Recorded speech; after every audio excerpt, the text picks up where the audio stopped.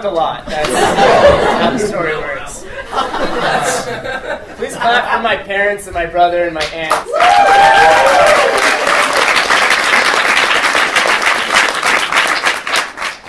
Because I'm about to talk about that.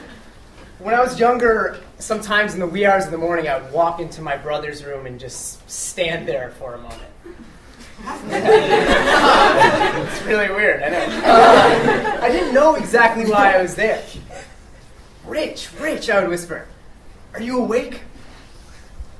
Intentionally waking your older siblings is one of the most annoying and irrational things that younger siblings do. It ranks somewhere right behind stripping naked and putting all of your clothes outside the bathroom when you're 5 years old before you go to the bathroom, especially when your brother's on a play date. Did no one else do this? This is just At some point, my brother would wake up and I'd be ecstatic, and we'd have this weird half-asleep conversation.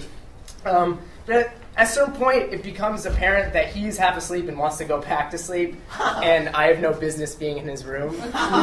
So he'd kind of roll over and go back to sleep, and I'd kind of tiptoe on out of there. I've always had issues with sleep. I've never understood how anyone can just fall asleep once their heads hit the pillow. In my friend group at home, that guy was my friend Zach. And Zach got absolutely bulldozed by puberty at a really young age. At the age of 12, he had these incredibly hairy legs. Before any of us had leg hair. And so when we were on sleepovers, Zach would invariably fall asleep first, and we would get out the electric razor. We wouldn't do it nicely, we would kind of jab at random spots. And so we'd end up with these bald spots amidst this weird, gross leg hair when we were 12 years old. Zach comes from a long line of pranksters. His dad once broke into their house after he and Zach had watched a horror movie for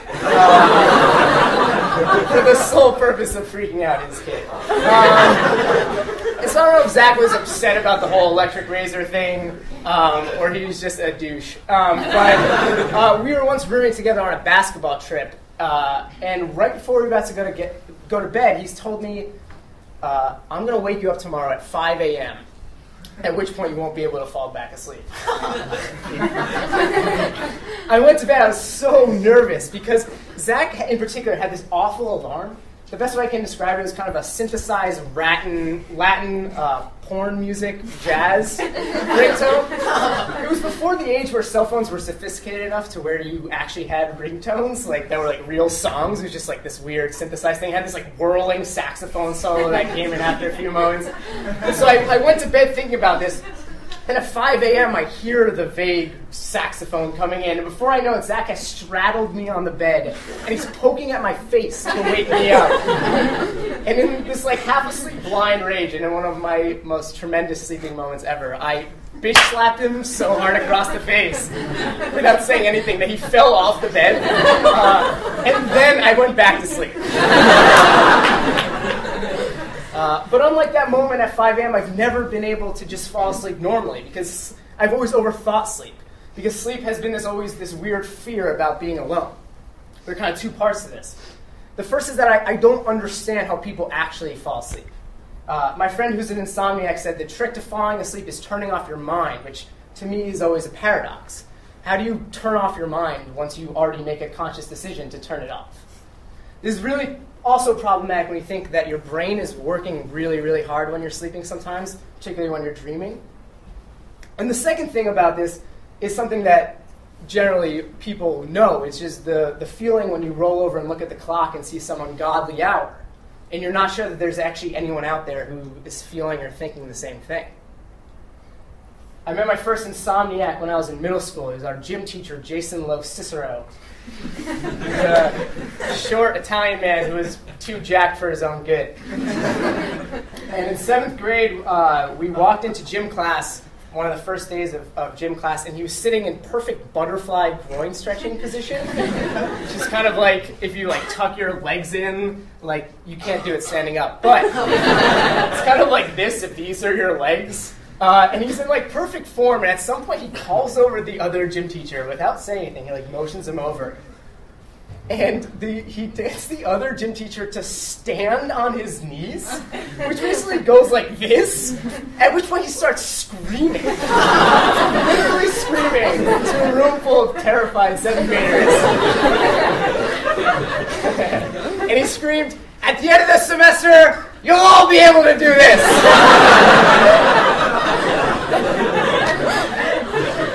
In retrospect, it was a rather impressive disregard for his sexual organs. I don't know if you can pull a ball like you can pull a hamstring, but if there was ever a way to do it, it's by having someone step on your knees while doing the butterfly. But strangely, it was Lo. He made us all call him Lo. It was Lo who told me about insomnia and how many people had insomnia and that he had it. And for a little bit of time there in middle school, I could actually fall asleep at ease because I knew there were people out there. I knew there were people out there who sensed that once your eyes adjusted, how the room gets like a grayish dark blue, or how your legs tense up and get restless. It didn't really work as a foolproof strategy, though. When I was in high school, I used to leave parties early. I used to make up some excuse and rush home and go to bed and wash up early so I could go to sleep before the time got that I kind of felt alone. It's kind of another paradox of my awkward high school years, leaving social situations for fear of loneliness. Everyone says, you must have some sleep strategies, and I don't, because sleep strategies are fucking stupid, and they don't work.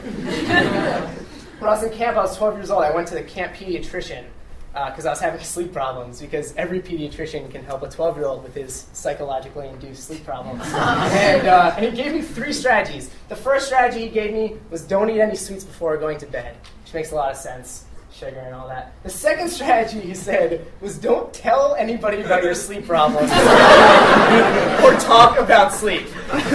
Which seems like the most unhealthy coping strategy you can give to a 12-year-old with self-esteem issues.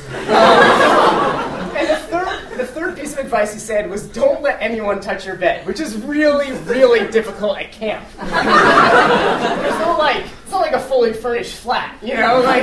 There are no couches or futons. It's just beds, and so people come over to bed to play cards or be your friend. And whenever someone would sit on my bed, I'd have to say very quietly, I'd be like, would you please get off my bed? And I wouldn't even be able to give them a reason. They'd just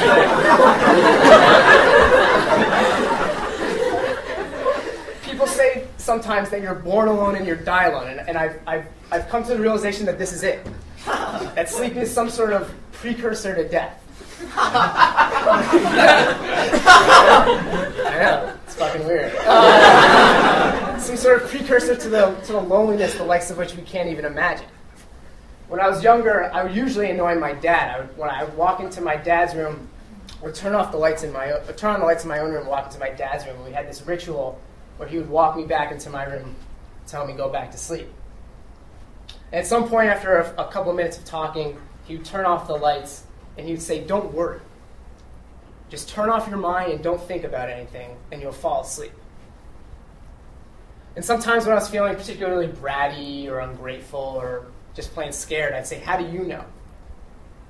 But I think what I really meant to say was, how does anyone? Thank you.